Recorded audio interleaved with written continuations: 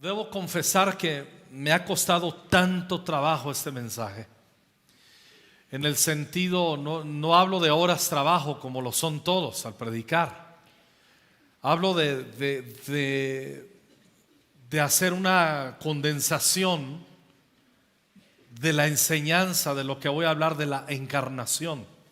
Estamos a 2 días de Nochebuena, celebramos la Navidad.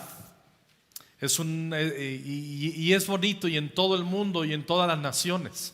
Pero quiero hablar lo que habla la palabra, algo de lo que habla la palabra respecto a la teología de la encarnación. ¿Dije reencarnación hace rato? No, encarnación. ¿Cómo supo el pueblo de Dios que Dios vendría? Dios es el único que puede determinar y dar conocimiento acerca del futuro. Él tiene la autoridad suprema al respecto porque Él conoce todas las cosas. Uno de los atributos de Dios es el omnisciente, Él lo sabe todo. Y por su gran misericordia, Él manifestó proféticamente en el Antiguo Testamento. Él reveló a su pueblo quién vendría a salvarlos, cómo vendría, dónde vendría, cuándo vendría y por qué vendría. Entonces Él manifestó el quién vendría, el cómo, el dónde, el cuándo y el propósito, el por qué, para que supieran de antemano la encarnación de Jesucristo y la salvación que Él traería a la tierra. En el año 4000 antes de Cristo, que fue el tiempo en que Adán y Eva pecaron y estuvieron ahí en el huerto. Esta historia comenzó hace 6000 años, ¿sí? El principio absoluto antes de la creación y todas esas cosas comenzaron obviamente antes, pero no podemos esos de que hubo vida, millones de años, eso no es cierto. La Biblia lo comprueba y no tengo tiempo de entrar en temas de apologética de la defensa de la fe del Evangelio. Ahora, en el año 4000, después de que Adán y Eva pecaron, Dios les profetizó. Fue la primera profecía que Jesús nacería de una mujer. Ahí mismo, después de la caída, inmediatamente Dios profetiza la solución. Nos ama Dios tanto que en vez de manifestar su enojo, inmediatamente marca el plan de regreso, y es a través de una mujer. Ese es el amor de Dios. Inmediatamente lo dijo. Él menciona en Génesis 3:15: y pondré enemistad entre ti, refiriéndose a la serpiente. La serpiente no es la suegra, hablo de Satanás. Pondré enemistad entre ti y la mujer, y entre tu simiente y su simiente. Él te herirá en la cabeza y tú lo herirás en el calcañar. Génesis 3:15. Dios no menciona padre alguno aquí, lo que implica que nacería de una virgen. Dios mismo hizo la profecía, la manifestó, y esa fue la primera vez que se predicó el Evangelio. Ahora, cerca del año 700 antes de Cristo, el profeta Isaías profetizó de manera exacta que Jesús entraría a la historia humana. El Señor mismo les daría una señal. Isaías 7:14, lo vamos a leer. Y dice Isaías 7:14: miren, la virgen concebirá un niño, dará a luz un hijo, y lo llamarán Emmanuel, que significa Dios está con nosotros. La promesa de que la madre de Jesús sería una virgen que concebiría en forma milagrosa, esta realidad se cumplió en Mateo 1 del 18 al 23, que dice así. Ese es el relato de cómo Jesús nació, cómo nació Jesús el Mesías. Su madre María estaba comprometida para casarse con José, pero antes de que la boda se realizara, mientras todavía era virgen, quedó embarazada mediante el poder del Espíritu Santo. Este es el milagroso y poderoso misterio. José, su prometido, era un hombre bueno y no quiso avergonzarla en público, por lo tanto decidió romper el compromiso en privado.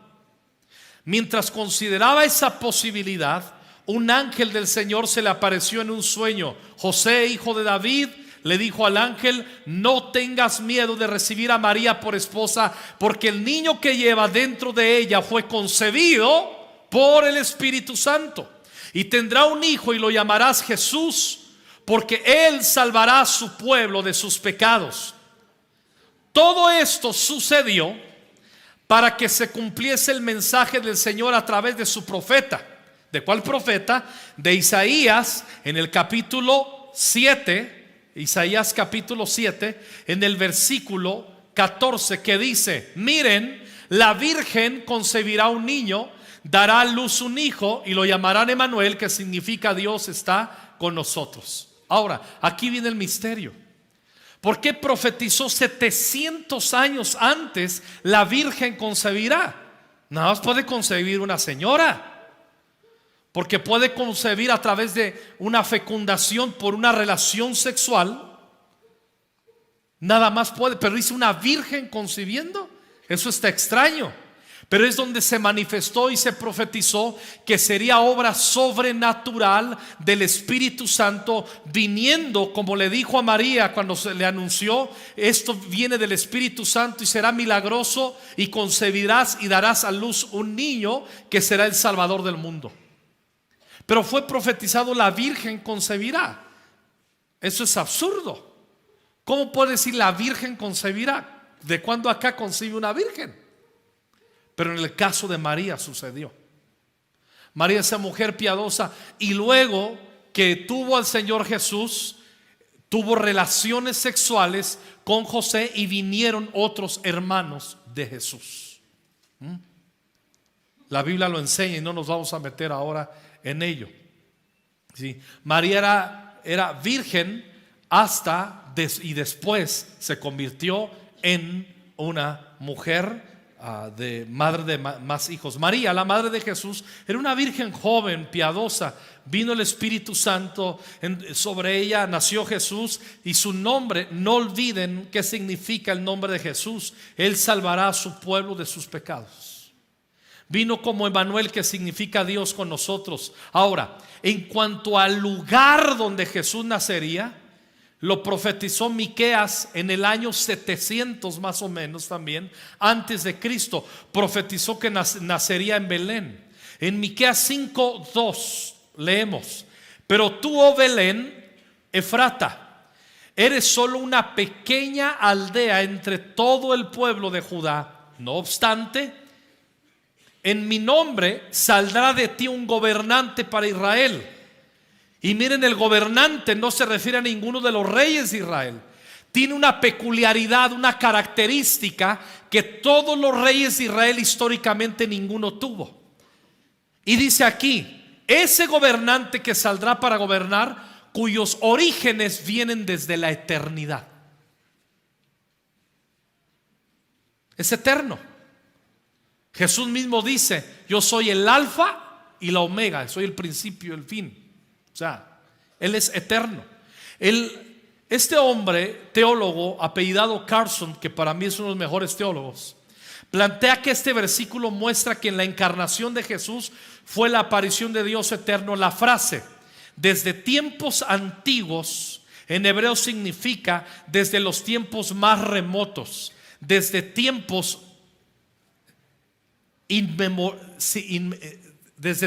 inmemorables. Cuando se emplea para referirse al acontecimiento histórico, cuando se utiliza para referirse a Dios que existe desde antes de la creación, una mejor traducción sería desde la eternidad. Por eso en esta versión dice: sus orígenes son desde la eternidad. El ejemplo, Salmo 92, dice: oh Dios, tú eres eterno desde el principio y hasta el fin. Dice: tú eres eterno para siempre. Esta profecía se cumplió en Lucas capítulo 2 versículos 1 al 7, que no lo vamos a leer por ahora. Recordarán que en ese tiempo toda Judea estaban sobre el imperio casi todo el mundo conocido bajo el Imperio Romano. Y en ese tiempo César Augusto, el emperador César Augusto Romano, que fue el tiempo en que Jesús nació, cuando César Augusto era emperador históricamente, y está comprobado la historia, eso es increíble, ordenó que se hiciera un censo. Ese es el censo de este emperador. Así que José era hijo de David, de la descendencia de David.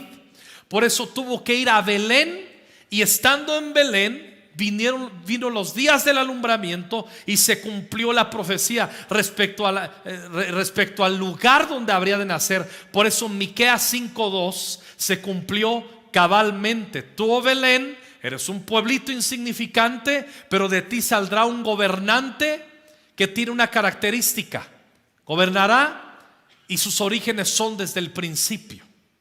¿Sí? Él es eterno, refiriéndose esta profecía al Señor Jesucristo, Salvador, Mesías. Respecto a la fecha ahora de la encarnación de Jesús, el profeta Malaquías, aquí no Miqueas, Malaquías, en el año 400, o sea 300 años después de Miqueas, dijo en el 3:1, noten muy bien qué interesante: miren, yo envío a mi mensajero y él preparará el camino delante de mí.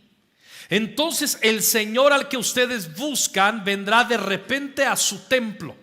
El mensajero del pacto a quien buscan con tanto entusiasmo, sin duda vendrá, dice el Señor de los ejércitos celestiales. Esta profecía de Malaquías 3:1 nos está hablando, cuando está hablando el mensajero del que habla aquí es Juan el Bautista.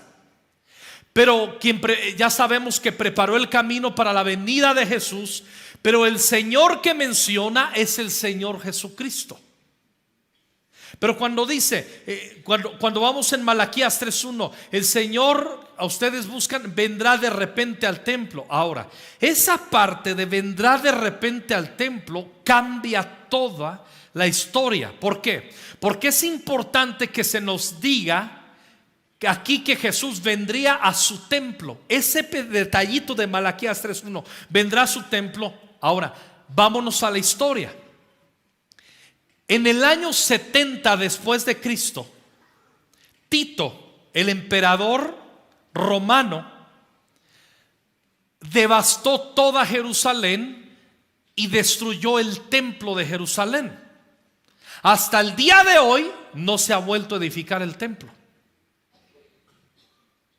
En 1900 y tantos años no se ha vuelto a edificar el templo. Y si dice que el Mesías vendrá a su templo, entonces en cuanto a reloj, cronológicamente tuvo que haber sucedido antes de que el Mesías vino y se presentaba al templo, antes que se destruyera el templo.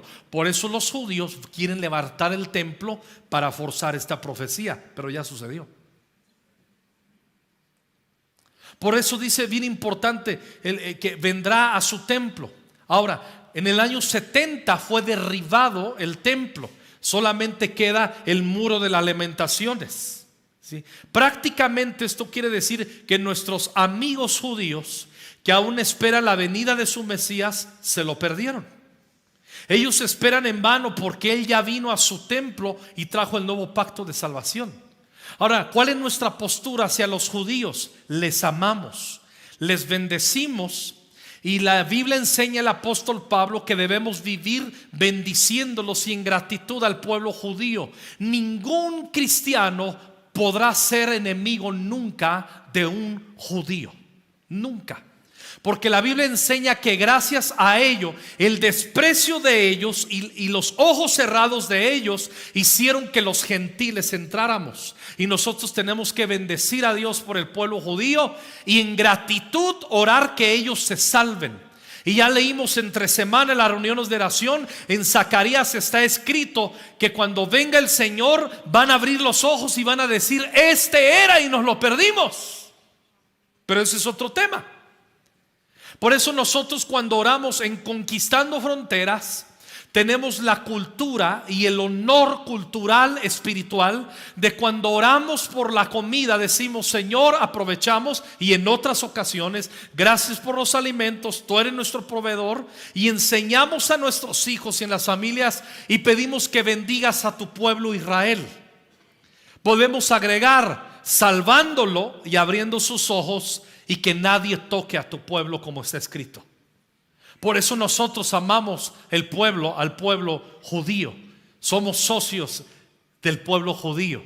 Amamos a este pueblo escogido por Dios. Pero en cuanto a salvación, el Mesías nos fue revelado a los gentiles.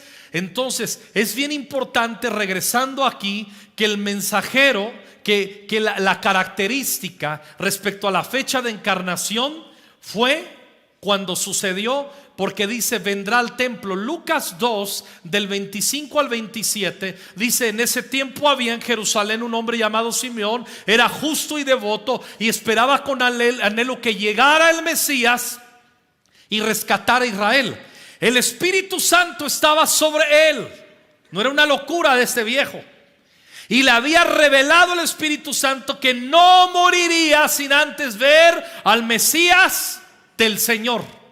Pero el versículo 27 es increíble. Ese día el Espíritu lo guió. ¿A dónde lo guió? Al templo. De manera que cuando María y José llegaron para presentar al bebé Jesús ante el Señor como exigía la ley, se cumplió la palabra profética, lo tomó Simeón, y entonces se cumplió la palabra de Malaquías: vendrá al templo. Por eso nosotros creemos que las palabras proféticas del advenimiento, de la encarnación de Jesús y la manifestación de Jesús como Mesías han sucedido, y nosotros somos favorecidos con el amor expresado por la encarnación y la cruz del Calvario, y beneficiados con su autoridad por la resurrección. Amén. Esa es nuestra fe. Por último, Isaías profetizó en el 700 antes de Cristo el por qué Jesús se encarnaría, el por qué, el motivo por qué Jesús se encarnaría. Él es el brazo de salvación de Dios para alcanzar a los pecadores. No nos da tiempo, tomen nota. Isaías 53, 1 al 12, el propósito de la encarnación de Jesús se cumplió. Ahí está manifestado. Dice que Él fue molido por nuestros pecados, por nuestras rebeliones, que el castigo de nuestra paz fue sobre Él, y por su llaga fuimos nosotros curados. Él fue entonces sepultado y resucitó, y con los ricos, dice ahí, fue su sepultura, y luego resucitó. Y se cumplió en Mateo 27 que fue prestada la tumba de un hombre rico como José de Arimatea. Todas las palabras proféticas en la vida de Jesús, de los profetas mayores y menores, han sido cumplidas en cuanto a su encarnación y su propósito de salvación. ¿Está bien? Ahora, la doctrina, escuchen muy bien, tenía que poner ese fundamento. La doctrina de la encarnación no enseña que un hombre se hizo Dios.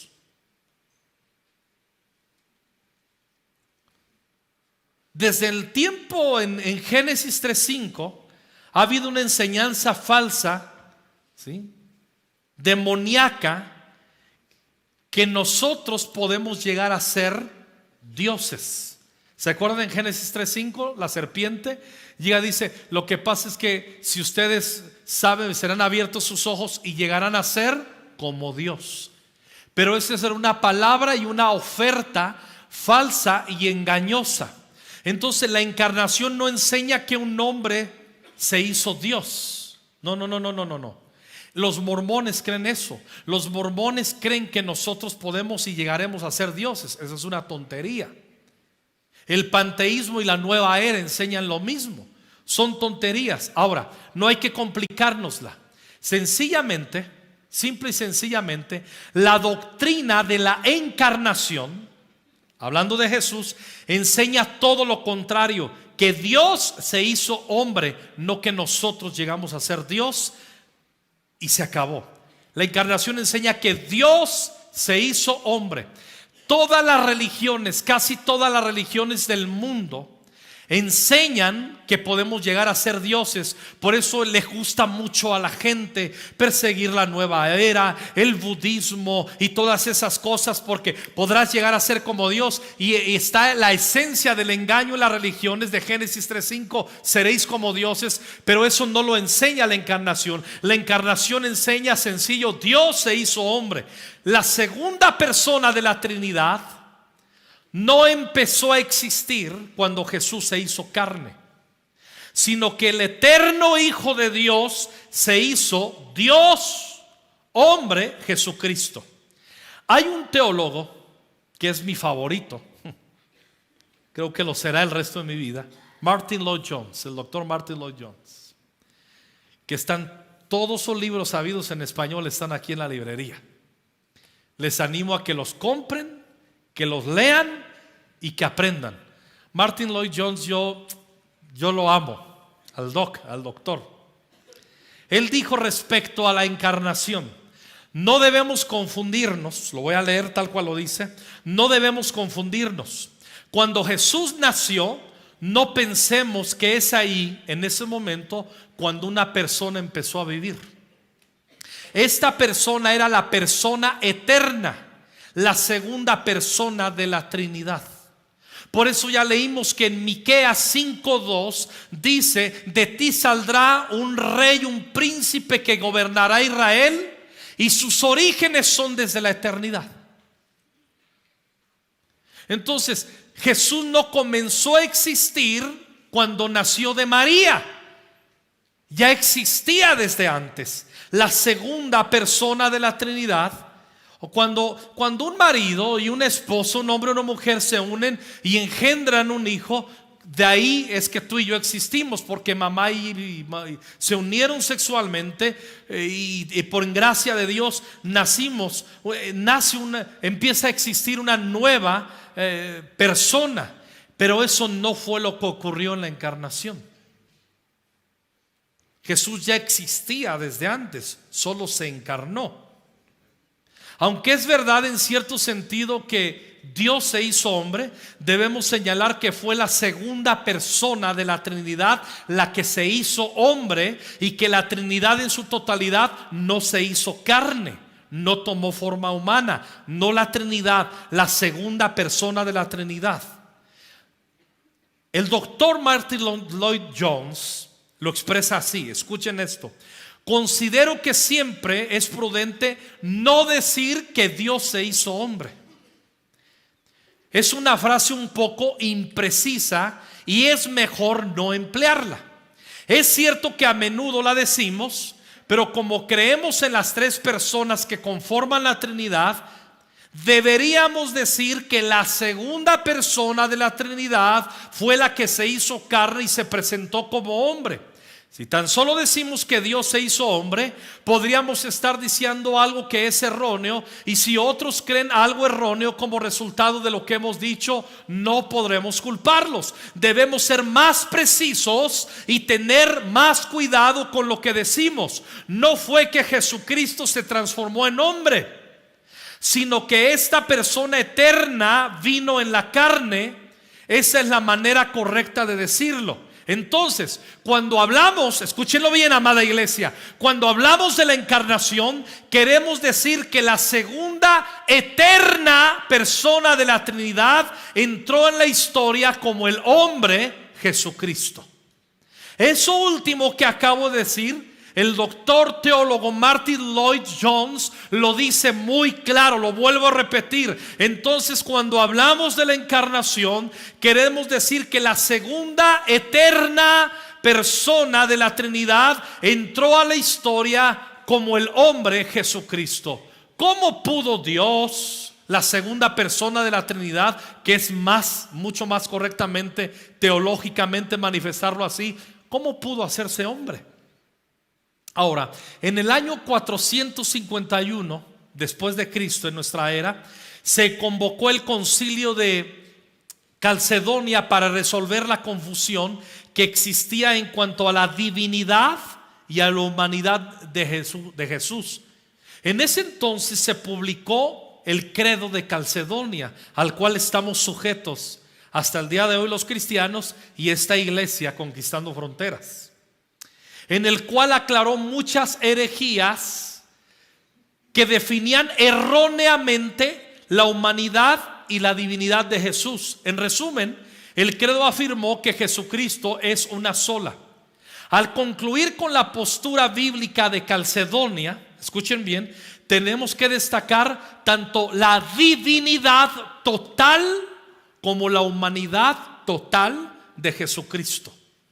Para lograrlo es necesario concluir que cuando Jesús se hizo hombre, Él no cambió su identidad como Dios, cambió solo su rol.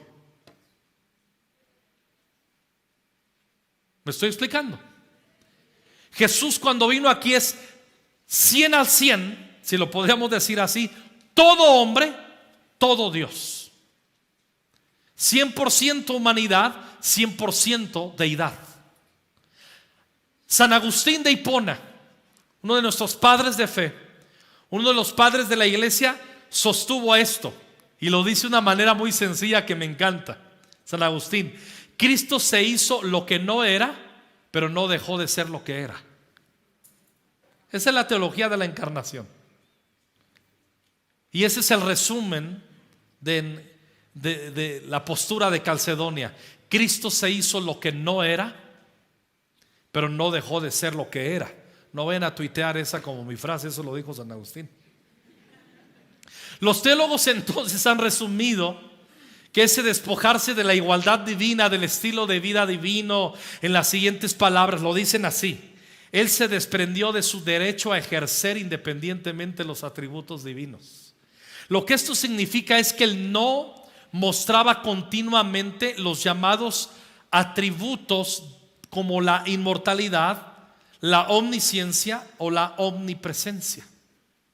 Aunque Jesús no dejó de ser nunca en su encarnación Dios, Él renunció a los atributos sobre todo de inmortalidad, omnisciencia y omnipresencia. Nunca Jesús manifestó esos. Por eso Él como hombre pudo morir. No sabía todo como hombre, pero no es que no podía no saberlo como hombre. ¿Me estoy explicando? Él renunció a la inmortalidad, a la omnisciencia, a la omnipresencia, sino que solo hacía esto cuando el Espíritu Santo se lo indicaba. Ahora, en Filipenses capítulo 2, versículos 5 al 11, vamos aterrizando. Todo lo que hablé no tendría sentido si hubiera comenzado de aquí. Valdría la pena, pero nos va a dar un sentido mejor en esta escritura. En Filipenses 2, de 5 al 11, mira lo que dice el apóstol Pablo: tengan la misma actitud que tuvo Cristo Jesús. Dile al que está a tu lado: ten la misma actitud que tuvo Cristo Jesús. Dile: yo también. Te lo pido a ti y lo haré yo. Tengan la misma actitud que tuvo Cristo Jesús. Escuchen lo que voy a decir. Los siguientes versículos son la manifestación plena de una vida con el carácter de Cristo instalado en nosotros. Podemos tener dones. No es lo mismo manifestar los dones del Espíritu que manifestar el Espíritu de Cristo. Son dos cosas diferentes. ¿Me estoy explicando? Los dones del Espíritu Santo los recibimos por ser hijos de Dios, porque es una gracia, y aún los podemos manifestar estando sucios y sin mente renovada. ¿Sí me explico? Hola. Balaam profetizó la venida del Mesías y era un loco, avaro. Era un loco, era un profeta burro y loco, pero manifestó su don profético. Pero le faltaba carácter, porque la Biblia enseña que no andemos en el camino y en las obras de Balaam, porque era un avaro y un negociador de la voz de Dios. Pero él fue de los que dio las más grandes profecías del Mesías. Explícamelo. Porque una cosa es manifestar el espíritu de los dones, pero otra cosa es el espíritu de Cristo. Eso requiere quebranto y una voluntad rendida. Qué canto lo que los chicos compusieron. Los honramos con un aplauso. Este último canto de adoración de lo rindo, es maravilloso. Gracias por esos cantos, muchachos. Dice: tengan la misma actitud que tuvo Cristo Jesús. Aunque era Dios, no consideró que el ser igual a Dios fuera algo a lo cual aferrarse. Otra vez Pablo vuelve a manifestar en el Nuevo Testamento que Cristo Jesús no comenzó a existir luego que nació de la Virgen. Él existía desde antes, ha existido porque Él es eterno, y queda claro, no agrego más. En cambio, mira, no se aferró a la deidad, renunció a sus privilegios divinos. Adoptó la humilde posición de un esclavo. Nació como un ser humano. Cuando apareció en forma de hombre, se humilló a sí mismo en obediencia a Dios y murió en la cruz como morían los criminales. Entonces aquí hablamos, escuchen muy bien, Jesús se despojó de su deidad.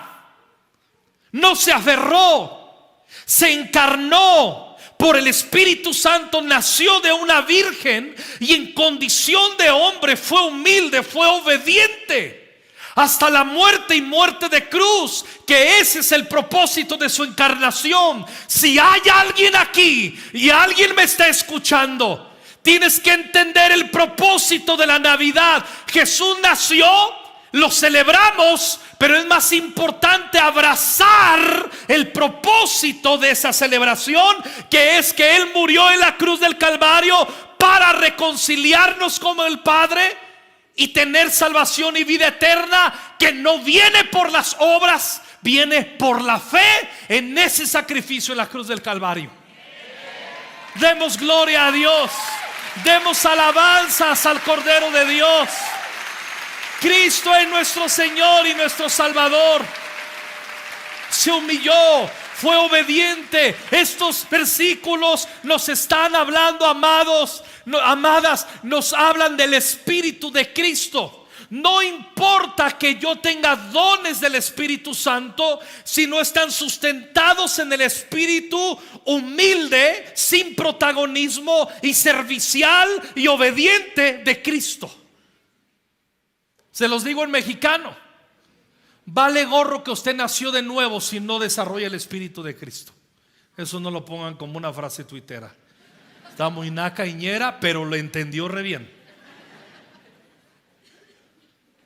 Versículo 9, me emociona. Por lo tanto, porque se humilló, porque no se aferró, porque obedeció al Padre, porque sirvió como humano, por lo tanto Dios lo elevó al lugar del máximo honor y le dio el nombre que está por encima de todos los nombres, para que ante el nombre de Jesús se doble toda rodilla en el cielo, en la tierra y debajo de la tierra, y toda lengua declare que Jesucristo es el Señor, para la gloria de Dios Padre. Alguien alabe al Señor.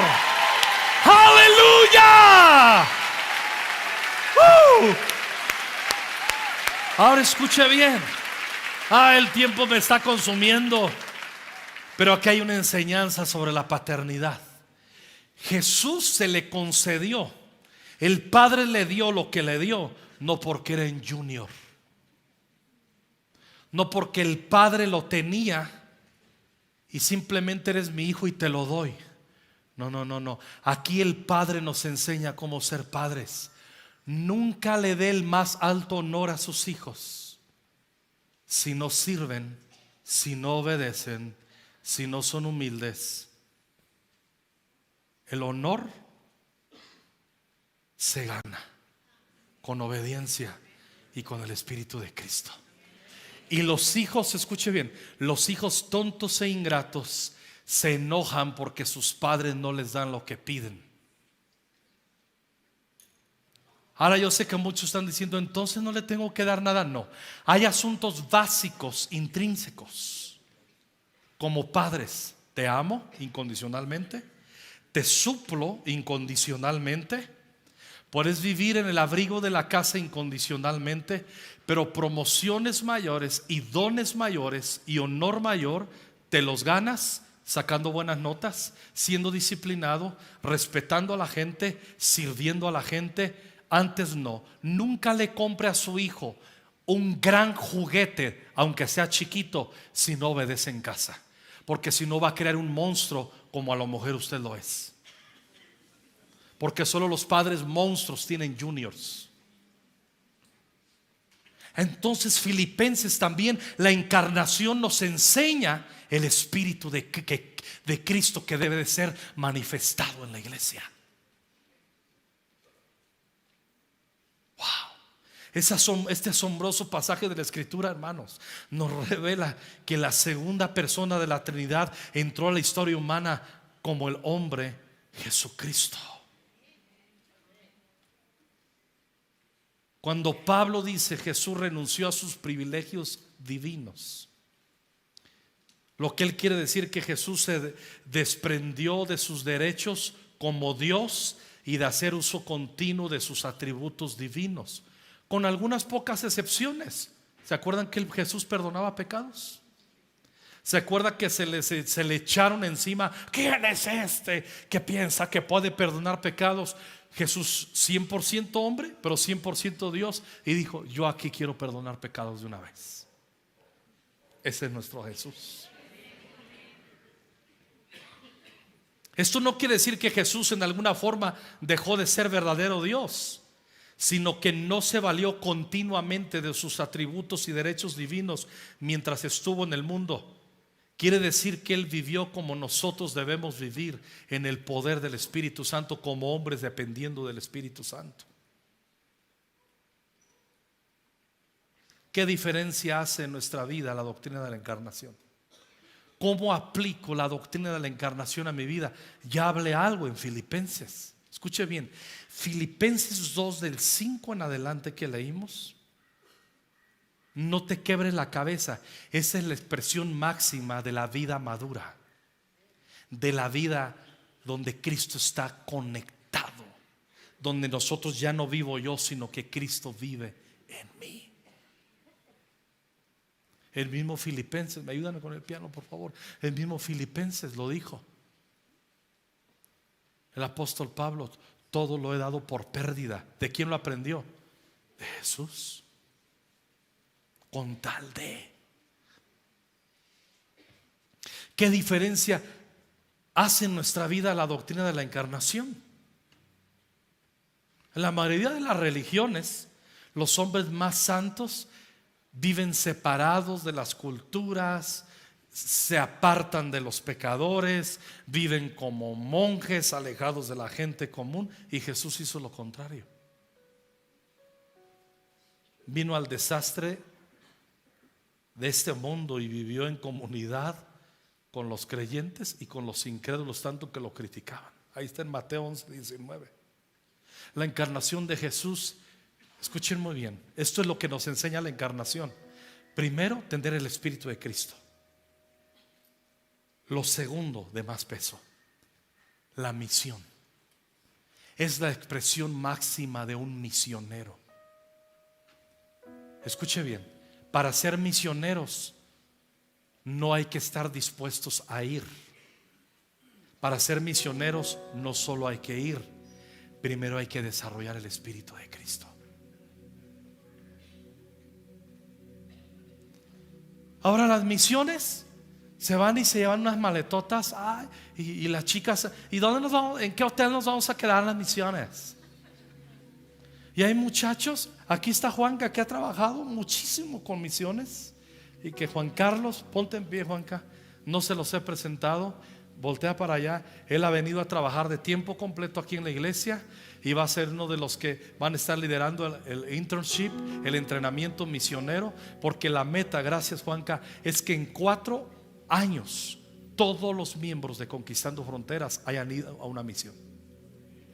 Todos, con tu esposa y con tus hijos, aunque estés nuevecito o ruquito, aunque seas un ancianito, te mandamos A ver a dónde, pero nunca la goma.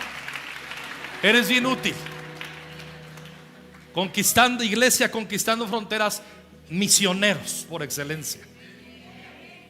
Tenemos misioneros, pero una iglesia misionera no solo la que envía misioneros, es las que también, los que envían también terminan yendo en su momento. Como el Padre me envió, yo os envío a ustedes. Entonces sopló sobre ellos y les dijo: reciban el Espíritu Santo. Más de 40 veces tú vas a encontrar que el Señor les dice: como el Padre me envió, como el Padre me envió. Resucita Jesús y les dice: reciban el Espíritu Santo, yo también yo los envío. La doctrina de la encarnación nos muestra 5 asuntos para las misiones. Verdaderos misioneros muy importantes. Puntos importantes en las misiones. Número 1: así como Jesús dejó el cielo para entrar a la cultura del mundo, los seguidores de Jesús, nosotros, deben hacer lo mismo y no limitarse a permanecer en comunidades con gente del mismo sexo, de la misma raza, clase social, nacionalidad y cosas por el estilo. Eso lo nos enseña la encarnación. Para imitar el ejemplo de Jesús, quien nunca pecó, la vida misional, a pesar de ser contextos, no debe condonar los aspectos pecaminosos y mundanos de las culturas cuando nos metemos a ellos. Les predicamos el evangelio, pero no nos asociamos a sus pecados. Jesús vistió, habló y comió de acuerdo con la cultura judía. Nosotros tenemos que aprender a meternos a las culturas y no estar metidos nada más aquí. Segunda, la vida misionera encarnacional de Cristo se dedica a la evangelización. Así como Jesús cuando vino no se limitó solo a hacer buenas obras para ayudar a los necesitados, que eso es correcto y lo hacemos, sino que su misión primordial fue la de salvar a los perdidos. Así también los seguidores de Jesús deben buscar a los pecadores para evangelizarlos. Lucas 19, ¿se acuerdan? Jesús entró a la casa de Zaqueo, la salvación llegó, Zaqueo abrió su corazón a salvación y dice: pero el Hijo del Hombre vino a buscar y a salvar lo que se había perdido. No podemos confundir que la iglesia cristiana podemos sustituir la vida misionera de suplir necesidades y no darles el evangelio que les dé eternidad. Yo puedo bañar a toda la gente en estos días así, haciéndolo. Vamos a cambiarle la imagen a la gente, les vamos a dar cobijas, los vamos a vestir, los vamos a calzar, lo que hemos estado haciendo. Eso está bien, pero eso no sustituye darles eternidad a través del evangelio. Y cuidado con caer en la mentira. Se lo advierto a los jóvenes y los pastores jóvenes, si me pueden estar escuchando. Muy bien hacer obra social, pero no es sustitutiva por predicar el evangelio que da eternidad. Pero no podemos solo predicar el evangelio sin manifestar nuestra fe con obras. Ambas cosas deben de ir unidas y ninguna es sustitutiva, no es opcional, deben de estar conectadas. ¿Quedó claro? Tercera, la vida misionera encarnacional de Jesús nos lo enseña. Así como Jesús dejó su vida de gloria en el cielo para llevar una vida humilde y trabajar en un oficio humilde, la vida misional no busca la gloria personal, ni el ascenso social, ni eclesial, sino que valora el evangelio por encima de todas las cosas. Por consiguiente, el enfoque encarnacional de la vida significa a menudo podemos ganar menos dinero, vivir vidas más sencillas, porque valoramos el ministerio del evangelio por encima de los estándares que el mundo utiliza para medir el éxito. Por eso mucha gente no entiende. Yo me he encontrado aún, lo digo con mucho respeto, yo me he encontrado aún gente cristiana, cristianos, hasta pastores que dicen: ¿cómo? ¿Vives en esa? Wow, ¿qué haces ahí? ¿Qué haces ahí? O sea, si tú hubieras vivido en los tiempos de Cristo, hubieras llegado con Jesús. ¿Qué haces aquí? Regrésate al cielo. Es lo mismo. A todos Dios nos da campos diferentes, nos planta en un lugar, pero de aquí estamos haciendo misiones. Y nosotros tenemos que entender eso. Renunciamos y no buscamos gloria personal ni ascenso social. Dios nos retribuirá, Dios nos recompensará. Claro que sí. Y cuando Dios nos retribuye y Dios nos recompensa, no podemos decir no.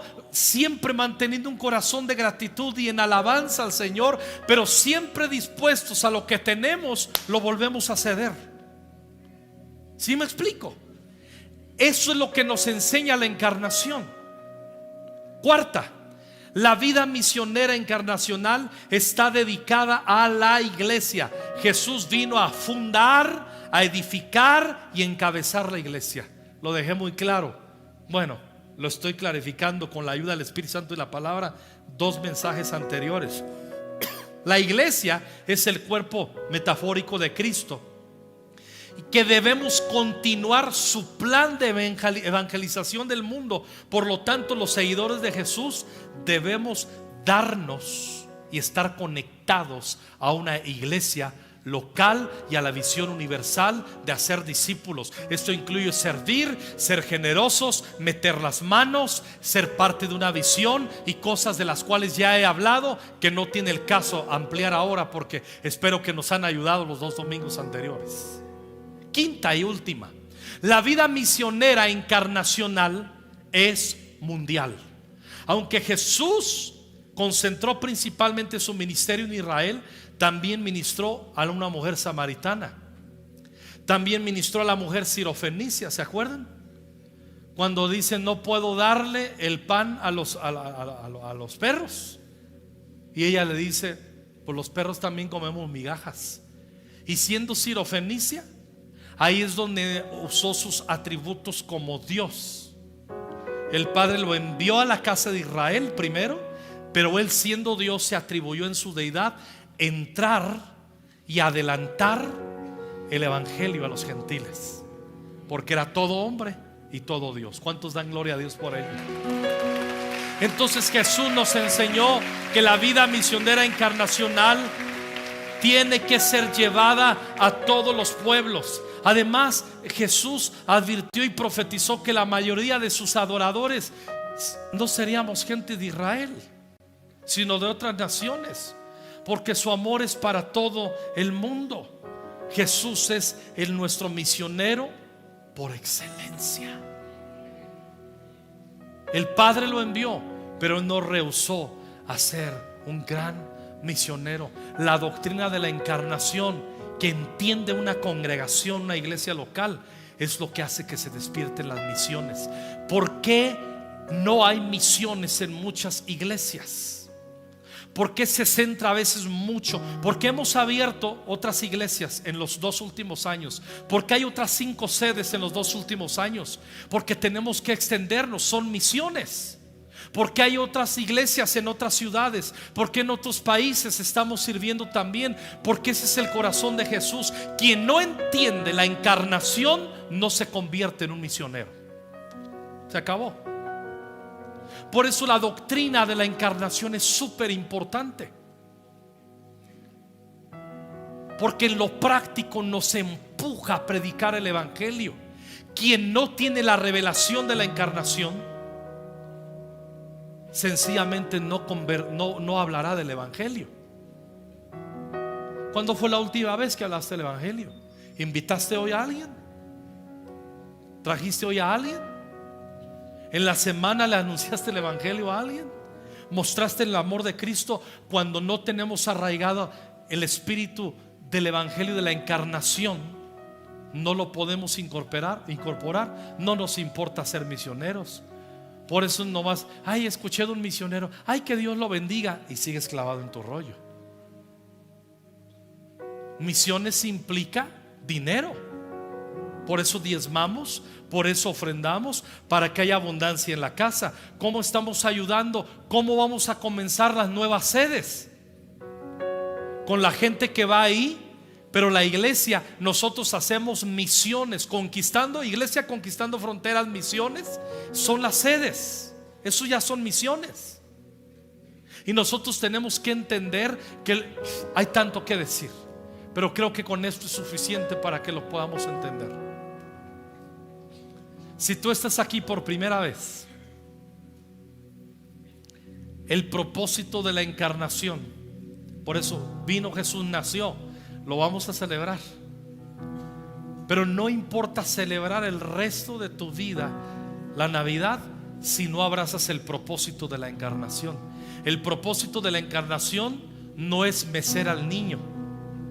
El propósito de la encarnación no es celebrar y 10, 9, 8, 7 y uy, si eres naco, ¿no? Y los balazos y luego la gente no entiende. Se supone que están celebrando a Jesús y terminan centrándose en sí mismos, embriagándose y sin espíritu de adoración, porque no entienden la encarnación. Quien entiende la encarnación cae rendido a los pies de Cristo, porque entiende el propósito. Wow. La encarnación fue la acción para manifestarte en carne, dar tu vida en la cruz del Calvario para salvarme a mí, para llevar mis pecados en la cruz. Wow. Jesús, me rindo a ti. Y cuando tú crees en ello, tienes salvación y tienes vida eterna en